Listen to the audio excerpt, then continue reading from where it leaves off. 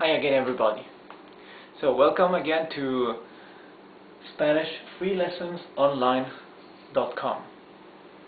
This is our seventh lesson, our seventh Spanish lesson, and this time we will learn some very basic phrases in Spanish.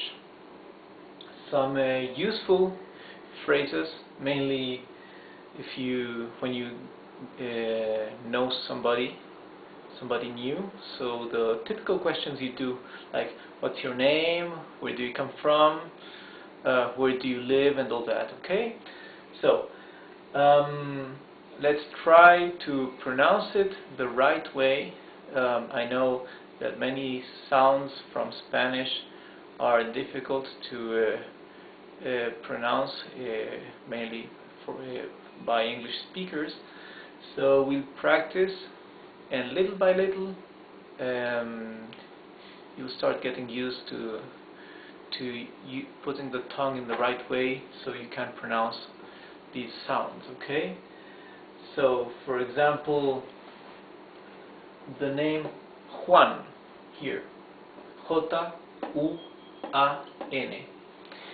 Letter J, or J, is not like the English H, the soft sound, smooth. No, it's a rougher sound. So these are the kind of sounds that you need to practice aloud in order to be able to reproduce the Spanish sounds. So when you see a J, you say it's the same sound with the G in G, he, right? Because the G has a sound and the G sound. So J sounds the same as the G with a sound. So this is Juan, not Juan like in English. It's Juan. It's rougher sound. So okay, let's begin with our first sentence.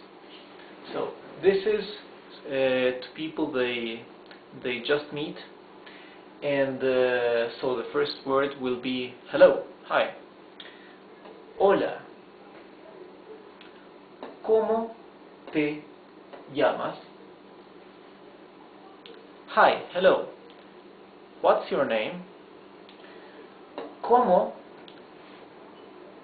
would be, actually, ¿cómo literally means how, but for this sentence it would be translated to what's your name. Okay, if you want to translate it literally word by word, this would be hola is hello, ¿cómo is how, te llamas,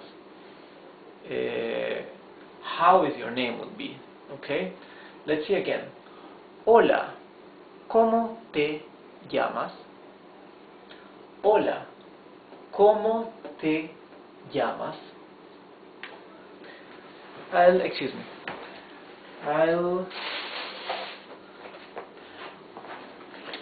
want to underline the vowel where the accent goes in each of these words. So let's use red for this purpose. Okay, let's see. Hola, right? Because the accent is in the O. It's not hola, it's hola. ¿Cómo te llamas? Te llamas. Okay?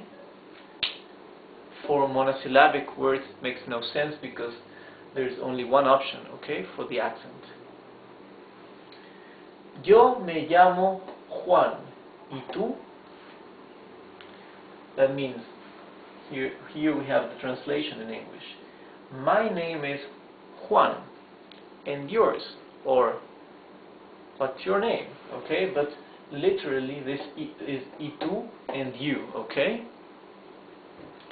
So I put yo, I, between brackets because it's optional. You don't have to say yo when you reply here. Why? That's because this pronoun here, me, already implies the first person, okay? This possessive pronoun, because why do we use me here? Because to call yourself, to call. This is a llamarse, verb llamarse. That means it's a reflexive verb. It's, let's see, in Spanish it would be like I call myself Juan. Okay?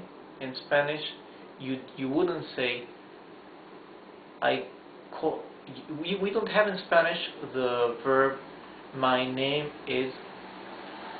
Well, you have mi nombre es Rodrigo, but you usually use me llamo Rodrigo. That would be I call myself Rodrigo or Juan or Carlos. That's what we call a reflexive verb. You use a verb with myself, or he calls himself, or she calls herself, okay? So these reflexive verbs, like llamarse, here it's conjugated, they need to have this possessive pronoun, okay? So, yo me llamo Carlos. Me already is the pronoun for yo, for I. That's why it's not necessary to use yo. We can say me llamo Carlos, and that is correct. And we can say yo me llamo Carlos, and that is also correct. So we said that me would be the pronoun for reflexive verbs for the first person, yes? Yo me llamo Carlos. If this sentence were referred for he, él, it would be él se llama Carlos. Okay? But we'll leave this for a future lesson. ¿Dónde vives?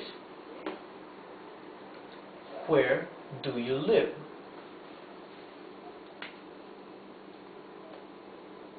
¿Dónde vives? ¿Dónde vives? Oh, I forgot to mark the accent here. Okay? Yo me llamo Carlos. ¿Dónde vives? Vivo en España. Okay? This is I live in Spain. Vivo en España. And again, here, vivo en España, we are omitting the subject, the pronoun yo. And why is that? Because the person I is already implied in the conjugation of the verb. Vivo is present tense for the first person. So, if I say vivo en España, the verb is already telling me it's I, yo. So both ways are correct. Vivo en España or yo